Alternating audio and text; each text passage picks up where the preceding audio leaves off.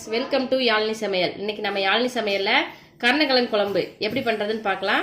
அதுக்கு முன்னாடி நம்ம சேனலை ஃபர்ஸ்ட் டைம் பார்க்குறவங்க சப்ஸ்கிரைப் பண்ணிக்கோங்க. கூடவே இருக்க பெல் ஐக்கானை கிளிக் பண்ணி ஆல் செலக்ட் பண்ணுங்க ஃப்ரெண்ட்ஸ். வாங்க வீடியோக்குள்ள போகலாம். தேவையான பொருட்கள் பார்த்துலாம். நான் வந்து கருணக்கிழங்கு இன்னைக்கு தோல் சீவிட்டு இது மாதிரி சின்ன சின்னதாக கட் பண்ணி எடுத்து வச்சிருக்கேன்.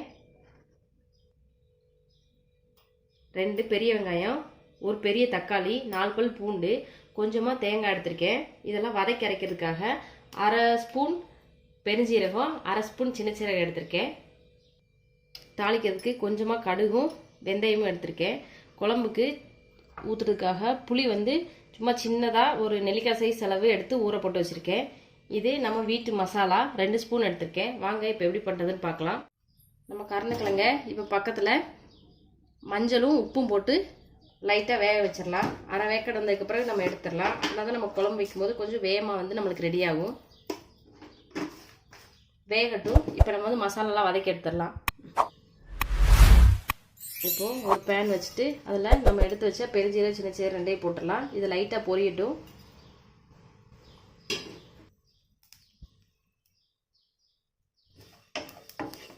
பாருங்கள், நல்லா பொரியிற சவுண்ட் கேட்குது. இந்த டைமில் நம்ம எடுத்து மிக்சியில் மாற்றி வச்சிடலாம். இப்போ அதே பாத்திரத்தில் வெங்காயத்தை சேர்த்துடலாம்.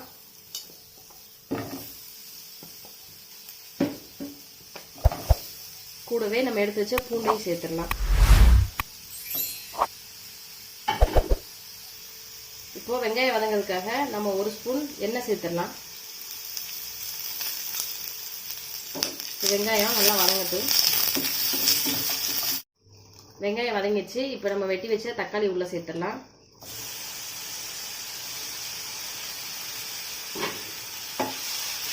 தக்காளி நல்லா பேஸ்ட் மாதிரி வதங்கி வரட்டும்.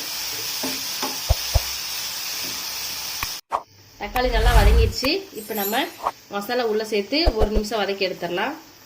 அது கூடவே நம்ம எடுத்து வச்ச தேங்காயும் உள்ள சேர்த்துடலாம்.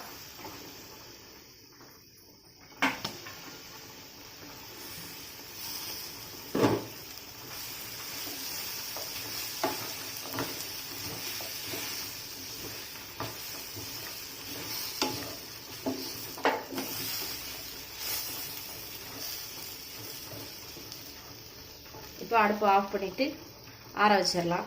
ஆறுனதுக்கப்புறமா நம்ம மிக்சியில் போட்டு அரைச்சி எடுத்துகிட்டு வந்துடலாம். கூடவே கிழங்கும் வெந்தாச்சு. பாருங்கள், நம்ம கத்தி வச்சு பார்த்தா அமுங்குது. இப்போ இதையும் ஆஃப் பண்ணி வச்சிடலாம். நம்ம வதக்கினதெல்லாம் ஆறிடுச்சு. இப்போது மிக்சியில் போட்டு அரைச்சி எடுத்துகிட்டு வந்துடலாம். இப்போ ஒரு பாத்திரத்தில் 2 ஸ்பூன் ஆயில் சேர்த்துக்கலாம். எண்ணெய் காஞ்சிச்சு. இப்போ கடுகு வெந்தயம் சேர்த்துடலாம்.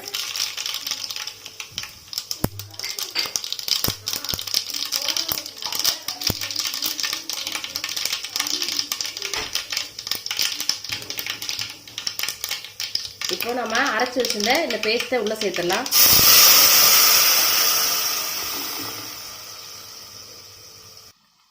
மிக்சியை கழுவி கொஞ்சமாக தண்ணி சேர்த்துடலாம்.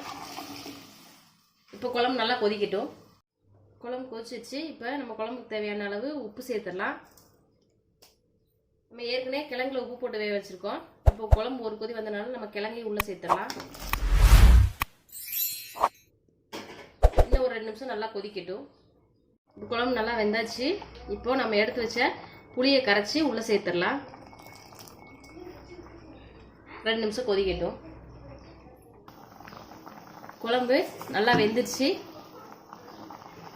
பாருங்கள், கிழங்கெல்லாம் நல்லா அருமையாக இருக்குது, சூப்பராக இருக்குது. இதே மாதிரி நீங்களும் ஒரு டைம் வீட்டில் செஞ்சு பாருங்கள். செஞ்சு பார்த்துட்டு எப்படி இருந்துச்சு அப்படின்னு சொல்லி நம்ம சேனல் கமெண்ட் பாக்ஸில் வந்து கமெண்ட் பண்ணுங்கள் ஃப்ரெண்ட்ஸ். நம்ம சேனலை சப்ஸ்கிரைப் பண்ணுங்கள். தேங்க்யூ ஃபார் வாட்சிங்.